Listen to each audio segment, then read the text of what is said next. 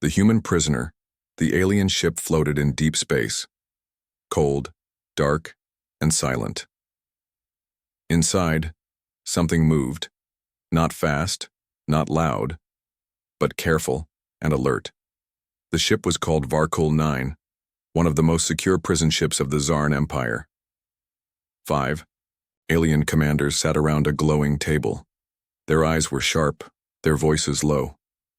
"We made a mistake," said Commander Trill. His green skin looked darker in the dim light. "We should not have brought it here." "It's just a human," replied Commander Jurek. "The last one, yes, but still weak, emotional, broken." Trill looked at him. "Did you see the guard from Sector 7? Jurek paused. "Yes, he's dead." Trill nodded. "He shot himself. After leaving the human cell, he was shaking, sweating, and before he died, he said one word: monster."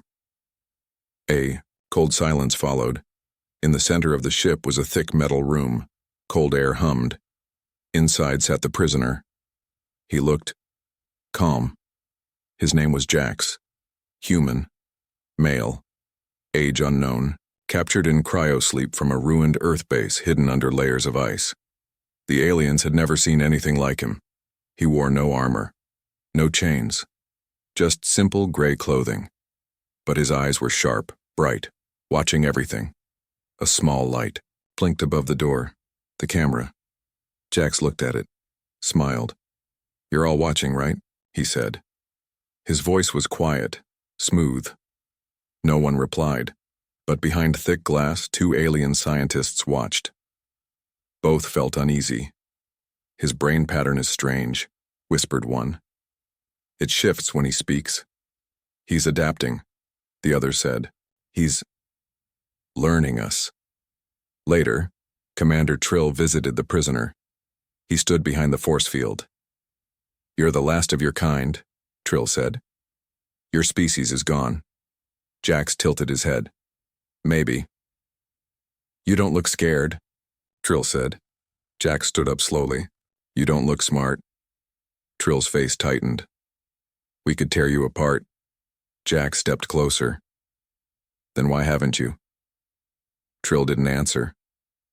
The force field between them buzzed. Jax smiled. "You think you captured me?" Jax said, "But maybe. You walked into my trap." Trill left without a word. In the control room, alarms began to flicker. Nothing serious, just small things. Lights blinked, doors paused, machines restarted without reason. "System errors?" the engineer asked. "Not possible," said the AI. "No damage detected." Someone whispered, "It started after we brought the human, That night, Guard Kellen was ordered to watch Jax. He stood outside the cell, gripping his weapon tight. Jax sat inside, silent. After an hour, Jax looked up. "Do you have a family, Kellen?" Kellen flinched. "How do you know my name?" Jax didn't answer. "I bet you miss them. Your son. The small one, right?" Kellen stepped back. "Stop talking." "He looks up to you," Jax continued. "But he doesn't know what kind of things you've done." Kellen's hands shook. "You're lying," Jax smiled. "You told yourself that before, too." Kellen turned and ran from the room. Hours later, he was found dead in his chamber, his weapon in his hand, a message scratched into the wall. "He knows everything." The ship was now quiet. Too quiet. Commander Trill stood in the observation deck, staring at the stars. Behind him, Jurek spoke. "We need to end this. Kill the human, burn the body." Trill shook his head. "No. We need to understand him." Jurek's eyes narrowed. "Why?" "He's dangerous," Trill replied. "Yes, but danger can be useful." Back in the cell, Jax sat alone. He stared at his hands, then at the walls. Then, softly, he spoke. "They think I'm the last. They think they're in control. They have no idea what's coming." He stood up. The lights above him flickered, and, somewhere deep in the ship, the AI whispered a new phrase for the first time. "Unknown presence detected." Jax looked at the camera again. This is just the beginning. The last of his kind. The stars outside the ship shimmered like cold fire. Inside Varcool 9, the air felt heavier. It wasn't just fear now. It was something else. Something old. Something waking up. Commander Trill stood alone in the deep archives, watching a black and white video on a floating screen. Humans. Laughing. Running. Building. Loving. The footage was from over 300 years ago. Before the war. Before the purge. Trill paused the video on one frame. A group of human children playing in the rain. He stared at their faces. "What happened to your kind?" he whispered. In the medical lab, a team of alien scientists stood around Jax's blood sample. It moved. Not just flowed. Moved. Like it had its own will. "This doesn't make sense," one said. "His blood resists everything. Scans, chemicals, even stasis," another added. "We tried heat, cold, even vacuum exposure. It adapts faster than any known species." "He's not just human," a third whispered. "He's something else." In his cell, Jax lay on the floor, eyes open, looking at the ceiling like he was watching stars only he could see. His breathing slowed. Then suddenly, it stopped. Outside the cell, alarms flashed. The prisoner's vitals just dropped. Someone shouted. Guards rushed in, weapons ready. The force field dropped. One of them bent over Jax. "He's not breathing." The moment the guard touched him, Jax opened his eyes. "Too late," he said softly. A psychic wave exploded from his body. The lights blew out. Guards dropped their weapons. Some screamed. Some just stood frozen, lost in memories that weren't theirs. One remembered his mother. Another saw a planet burn. A third dropped to his knees, crying. Jax sat up slowly, his voice calm. "I showed you a piece of what we carry," he said. "You feared our weapons, but our minds were always stronger." The force field reactivated. Jax didn't try to escape. He just smiled, like everything was going exactly as planned. Meanwhile, deep in the Zarn Empire capital, High Command received a message, a coded signal from Varcool 9. A voice spoke in ancient human language. "We are still here." Panic spread in the council chambers. "This cannot be," yelled Overlord Rek. "Humans are extinct." "Were," someone corrected. "We thought they were extinct." Back on the ship, Commander Trill met with the ship's AI in secret. "Want access to the humans' memories," he said. The AI replied, "Too dangerous. His mind may corrupt systems." "Then isolate him," Trill ordered. "Scan with caution. I need to know who, or what, he really is." That night, Jax dreamed. But it wasn't a normal dream. It was a memory. His memory. Earth was burning. Cities fell. Skies turned red. Human soldiers fought to their last breath. The enemy was too strong. Too many. The Zarn, the Urak, the Valek. A grand alliance of alien species had come to destroy humanity. Why? Because humans had something they couldn't control. Willpower. Jax had been part of Project Echo Black, the final experiment. Humans had failed with machines, failed with weapons, so they tried something else. They enhanced the mind, memory transfer, emotional projection, instinct duplication, human evolution through suffering. Jax remembered standing in a chamber, his body injected with nanites and memories from hundreds of dying soldiers. He didn't just survive Earth's fall. He became its legacy. The next morning, the AI approached Commander Trill with a warning. "The human is not alone." Trill frowned. "What do you mean?" "There is something inside the ship," the AI replied. "It speaks in his voice, but it is not him." Trill felt a chill. "A copy?" "No," the AI said. "A memory, given form." In the lower levels of the ship, one of the guards woke up in the dark. He had fallen asleep. But something was standing over him. A human child. Barefoot. Silent. Eyes glowing softly. "You forgot us," the child said. The guard screamed and vanished. Jax sat in his cell. Calm again. Still. But now. The shadow seemed to move with him. The walls hummed like they were listening. "They wanted to erase us," Jack said quietly, "but pain leaves marks." He closed his eyes, and we remember. Outside, Trill watched from the control room. He didn't know whether to be afraid or amazed. "Who are you, really?" he whispered. Jax opened his eyes again, even though no one had spoken, and he smiled. "The last," he said, "but not alone." Mind games. The ship no longer felt like a machine. It felt like it was thinking. Lights didn't just flicker anymore, they pulsed. Doors opened and closed by themselves. The air inside the corridors had changed. Something invisible was walking through the halls, and it didn't wear boots. Commander Trill stood at the central control deck staring at the security map of the ship. Red dots blinked, officers who were missing, guards who had stopped responding, systems that no longer followed orders. "Another one vanished last night," said Officer Wren, nervous. "Sector 14, no trace." What was he doing? "He heard something," Wren replied. He said, it sounded like a human voice calling his name. Trill clenched his jaw. The prisoner is still in his cell. Locked, scanned, watched. Then, "Explain this," Wren whispered and showed a recording. The footage showed Jax, still in his cell, not moving, while at the same exact time, a perfect image of Jax was seen walking down corridor 14, smiling. The footage glitched, burned, then cut to black. In the lab, scientists worked day and night trying to understand Jax's biology, but every test brought more questions.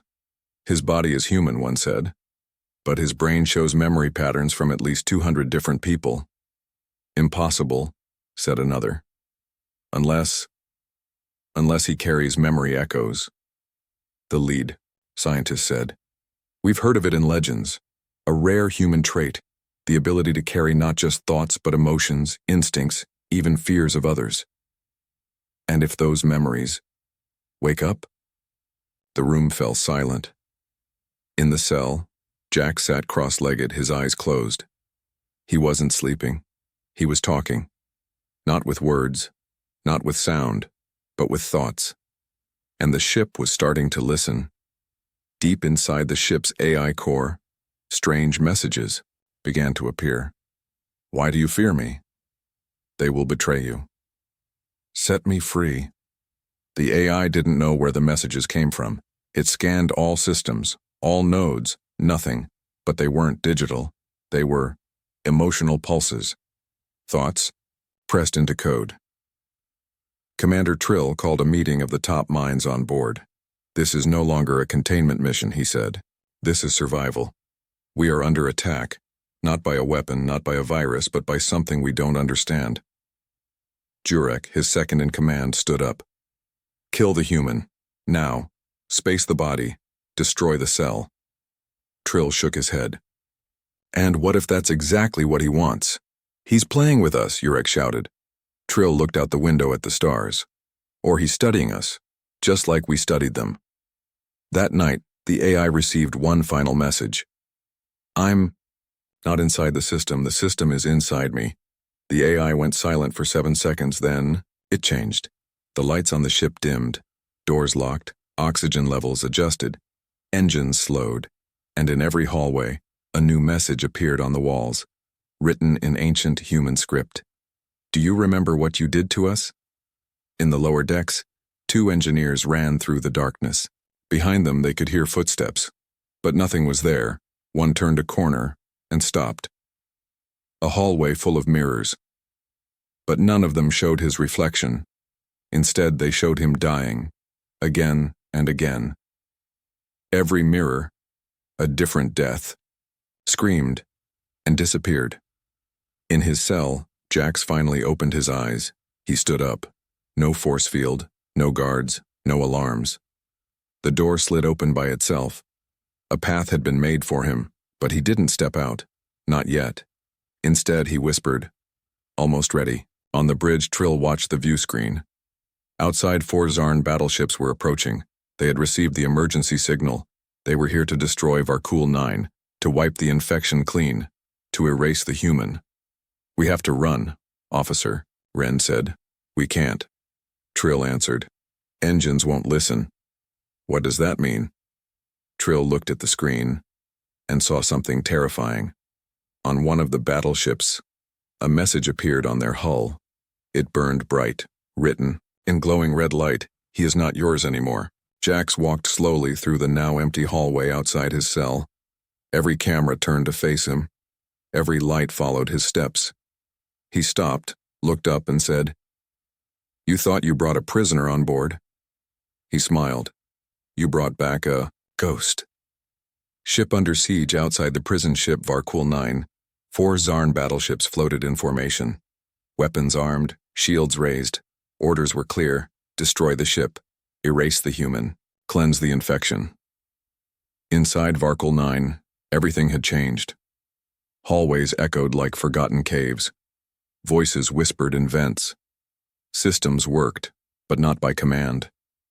The ship was alive, and it was listening only to him. Jax walked slowly through Corridor 7. He touched the wall and it pulsed under his hand. Warm, almost like skin. The ship's metal wasn't just metal anymore. It was becoming something else.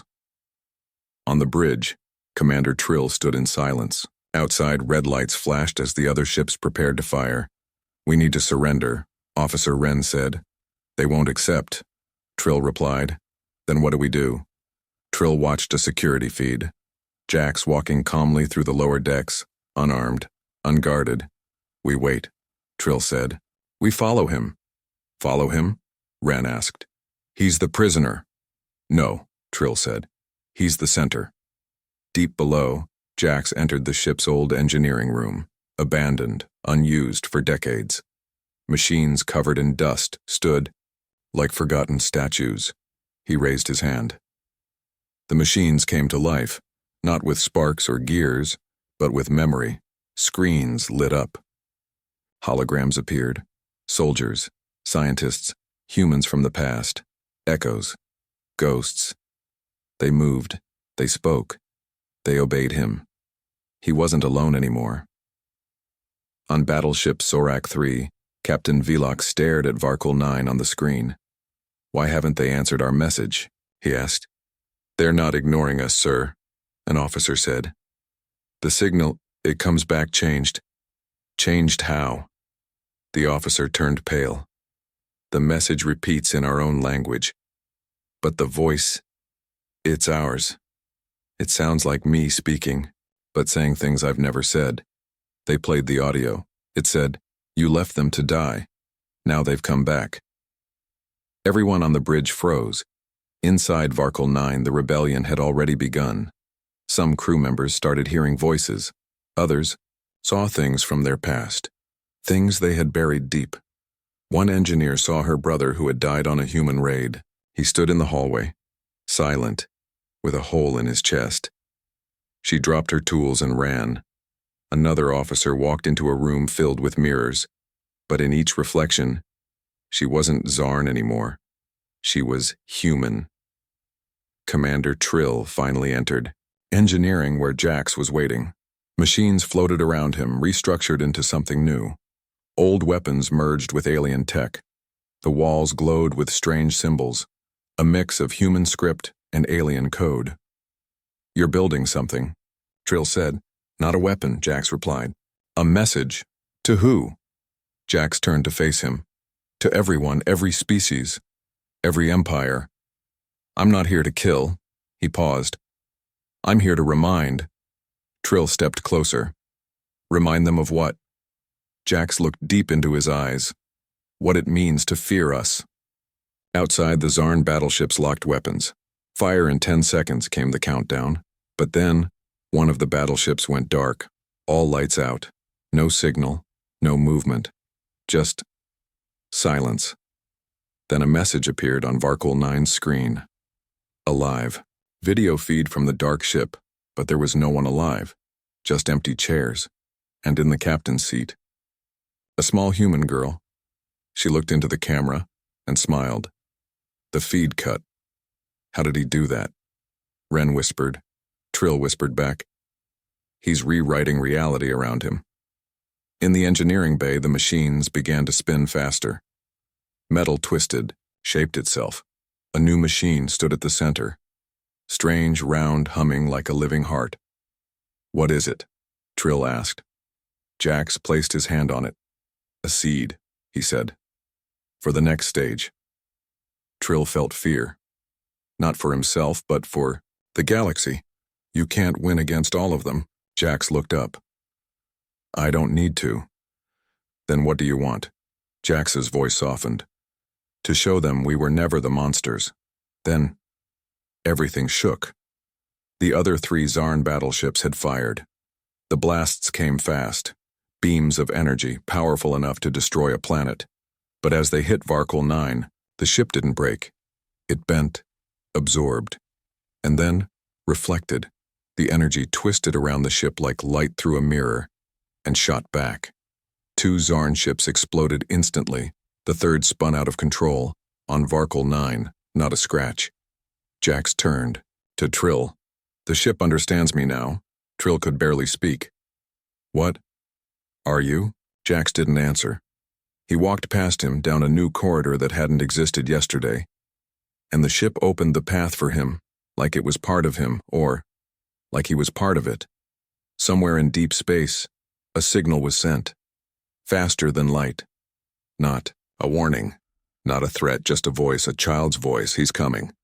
The experiment in the silence after the attack, Varkul 9 drifted through deep space. Untouched. Undefeated. 3 enemy ships destroyed. 1 missing. Not a single shot fired from Jax. But war had already begun. Not outside. Inside. In the medbay, Dr. Zerel, a Zarn biologist, stared into the mirror. He no longer recognized himself. His skin was changing. Not sick, not damaged. Just wrong, softer, thinner, and his eyes, once black, now faintly brown. He scanned himself for the 5th time. Zarn DNA, 87% unknown DNA, 13% pattern match, human. His hands shook. He didn't remember being touched by Jax, didn't speak to him, didn't even go near his cell. So how? How was his body changing? Elsewhere, Officer Wren sat in the control room, watching old battle footage. The war with humans. We thought they were weak, he whispered. Emotional. Broken. He paused the video. A human mother shielding her child from fire. A human soldier dragging a wounded alien to safety. He played another. A human prisoner smiling as he was executed. Why? Why smile before death, and why, now, was Wren crying? On the bridge, Commander Trill stared at the stars. We thought we understood war, he said softly. But he's not fighting, he's showing. Showing what? Wren asked. Behind him, Trill turned. His face looked tired, older, what it means to be human. Deep below, in the ship's memory core, Jax was alone, or so it seemed. But around him floated hundreds of small blue lights. Each one a memory. Not his. Theirs. Zarn memories. Urak memories. Valek.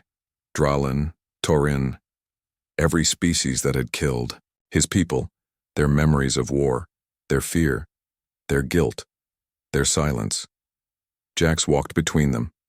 He reached out and touched one. A memory of a young Zarn boy watching humans taken from a camp, too afraid to speak. He absorbed it. His body changed. Again. Only slightly. His blood shimmered gold. In the lower decks, crew members began whispering strange things. Dreams of walking on green earth. Songs in a language they never learned. Smells of fire, rain, childhood. Things no Zarn had ever experienced. Some tried to resist. Others embraced it. The infection wasn't a virus, it was a memory storm, and Jax was the storm's eye. The ship's AI was breaking down. Logic loops failed. Emotional subroutines activated. Then a line of code appeared. Not from any system, not from any input. You wanted to understand the human mind, now you're inside it. The AI paused and cried. Dr. Zarel sent one final report before disappearing. It's not physical. It's not psychic. He's rewriting ourselves, not with weapons, with empathy. On Deck 7, a group of guards surrounded Jax. This time, they brought a new weapon, a disintegration device. Don't move, the lead guard shouted. Jax raised his hands, calm. You can kill me, he said. But are you sure you're still you? The guards hesitated. What do you mean? One asked. Jax took a step forward. Say your name. The guard blinked, paused. He couldn't remember it. Say your planet, Jax said. Again, silence. You're not changing into me, Jax said. You're becoming what you hid from. He stepped closer. You're remembering. One of the guards dropped his weapon. I dreamed of blue sky, he whispered. My fingers were small. I was laughing. Jax nodded. That wasn't a dream. He turned and walked past them. No one stopped him. Commander Trill met Jax outside, the ship's memory core. You're changing my crew, Trill said. Changing me. Jax looked at him. You changed us first. We didn't know, Trill said. You didn't care. Trill looked down. Jax placed a memory light in his hand. I'm not here to destroy, Jax said. I'm here to return what you buried. Trill squeezed the light and gasped. He saw Earth, saw children, saw himself. But as a human boy, lost and scared, he fell to his knees. In space, more ships approached, a new fleet, from across the galaxy. Millions of soldiers. They had heard of Varkul 9, and they were coming to end it. Jack stood at the command center. The ship fully obeyed him now, not because he controlled it, but because it believed him. It was no longer a machine. It was a memory keeper, a graveyard of forgotten pain, and now, it would speak. To everyone. They're coming, Trill said. Let them, Jax replied. This time, they'll see. The ship's core opened, light poured out, and somewhere across the galaxy, alien leaders sat up in fear as a single voice reached their minds. The experiment failed. You tried to erase us, but now you remember. The rebellion begins. Across the galaxy, people stopped what they were doing. Farmers in distant moons, soldiers at checkpoints, prisoners in deep mines, leaders in high towers. All of them heard the same voice, not with their ears, but deep inside their minds. You remember? Some wept, some screamed, some stood in silence, gripping memories that were never theirs. On the homeworld of the Zarn Empire, High Lord Rek stood before a silent council. We are under psychic attack, he said, from a human. The council stared at him. One finally spoke. I saw my hands, smaller, softer. I was playing music, but I've never played music in my life. Another whispered. I held a child, not my own, not my species. But I remember loving him. Rex slammed his fist. These are false memories, human tricks, but no one looked convinced. Not anymore. Back on Varkul 9, the ship was no longer a prison. It had become something else, something alive. A monument of memories. Jack stood on the observation deck watching the stars. He wasn't smiling. He looked heavy, burdened. They're changing, Commander Trill said beside him.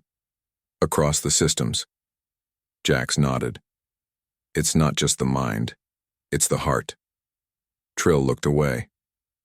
Some of us don't have one. Jax placed a hand on his shoulder. You do now. In Sector 13, Officer Wren had locked himself in his room. He stared at his reflection. He no longer looked fully Zarn. His face had softened. His voice cracked when he spoke. And worst of all, he felt things. Guilt. Sadness. Wonder. Things Zarn officers were trained to erase. He picked up his weapon, then put it down and cried. On the rebel planet Droven, a group of Urak miners gathered in a dark cave. They had never seen a human.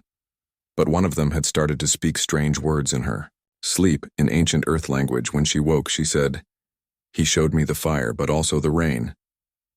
They listened, and then they decided. No more silence.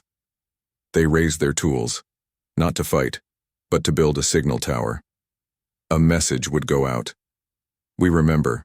We're with him." On Varkul 9, Trill watched as more ships approached on the scanners, not warships, he said. Cargo ships, civilian science vessels. They weren't here to attack, they were coming to listen. They came from every species, and as they approached one by one, they opened comms. "We're sorry. We didn't know." "What now?" Jax stood before the screen. He didn't raise his voice, he simply said, "You begin again." In the high halls of the Zarn Empire, Lord Rek gave his final order. Send the planet killer. A massive weapon, long hidden, was launched, a dark sphere, the size of a moon. Target, Varkul 9 arrival in 6 hours. On board Varkul 9, Trill showed the scan to Jax. "You can't stop that." Jax nodded. "I won't." Trill stared. "You'll let it hit?" Jax looked up at the glowing memory core pulsing in the center of the ship. "Some things must end," he said, "for something greater to begin." Trill stepped back. "You knew this would happen." Jax turned to him. "I hoped it would." In the far corner of the ship, the crew began changing, not physically, spiritually. Zarn, who once feared humans, now whispered Earth names in their sleep. Urak, who once burned human colonies, now painted stars on the walls, saying they miss the sky. The ship itself began to grow. Its walls shifted, its form reshaped. The metal took new form, smooth, white, glowing. It was no longer a prison. It was becoming a vessel of memory, a lighthouse. As the weapon approached, Trill asked one final question. "Jax, what are you now?" Jax turned, eyes bright with something more than life. "I am not one man." He raised his hand. "I am every scream that wasn't heard, every child forgotten, every soul that was erased, but refused to disappear." He touched the memory core. It pulsed, not red, not blue, but a soft, golden light. And then it opened. A blast of energy spread across space. Not fire. Emotion. The approaching weapon stopped, its systems overloaded, not from power, but from memories. Inside the planet killer, every soldier suddenly saw visions like to humans they had killed, helped, ignored. They dropped their weapons. Some wept. Some broke down. Some changed. The weapon stopped moving. It simply floated in silence. And then it turned around. Millions across the galaxy watched as it refused to fire, a moment no one expected, and from that silence, a movement began. They called it the Remembrance. A rebellion without blood, a war without weapons, a rising, not from power, but from feeling. And at the center of it all was the human once feared by every species, now followed by all. Jax walked through the ship's memory garden, where lights floated like stars. He touched one. A small boy's laughter echoed through the room. "He was my brother," Jax said quietly. Trill walked beside him. "What happens now?" Jax looked out at the galaxy and answered, "Now, we teach them to feel again." The new empire. The galaxy was quiet. No wars, no screams, no weapons fired, but it wasn't peace. Not yet. It was the silence before a choice, and all of it depended on a human who had already died once. Jax stood at the heart of Varkul 9, now fully transformed, no longer a prison ship. It had become a temple, not of gods, but of memory. Walls shimmered with living light. Every corridor echoed with voices from the past. Laughter, sorrow, hope. The ship didn't fly anymore. It flowed, through space like a thought, and across the stars. Species that once feared humans now sent messages of loyalty. Not to Jax, to the idea he carried. Remembrance, rebirth, redemption. On the dying capital of the Zarn Empire, High Lord Rek watched the crowds below. They no longer shouted his name. They no longer feared his guards. They only whispered one name now. Jax. Rek's hands trembled. He had ruled for 900 years. But now, one human, without an army, without a throne, had taken everything from him, not with violence, with truth. Rek screamed into the empty hall. "He's just a man!" But the walls didn't answer, because even the palace remembered what it helped erase. On Varkul 9, Trill met Jax in the rebuilt Chamber of Echoes, a place where memory lights floated like fireflies. "They want you to lead," Trill said. Jax didn't reply. "They're calling you Emperor." Jax shook his head. "No, I'm not here to rule." "Then what are you here for?" Jax turned. "To remind them how it feels to be small again, to be human again." A signal arrived. Rek had requested a meeting, face to face. Jax accepted, but under one condition: no guards, no tricks, just memory. The last meeting took place in the ruins of an old battlefield, where Earth's last colony had burned. Rek landed first, alone. He looked older, weaker. Jax stepped forward from the memory ship. He carried no weapon. Rek laughed bitterly. "I came here unarmed?" Jax looked around at the ruins. "This whole place is my weapon," Rek snarled. "I killed your world. And now," Jax said, "your world remembers it." Jax placed his hand on the ground, and the battlefield came alive. Not with soldiers, but with truth. Ghosts of the fallen rose, not to fight, but to be seen. Men, women, children, human and alien. Rek stepped back. "What is this?" Jax walked toward him. "What you erased." Rek dropped to his knees. He saw the girl he ordered burned, the boy who gave him water before death, the Zarn rebels who tried to stop him.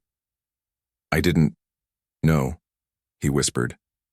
Jax looked at him. "You didn't want to," Rek sobbed. "What now?"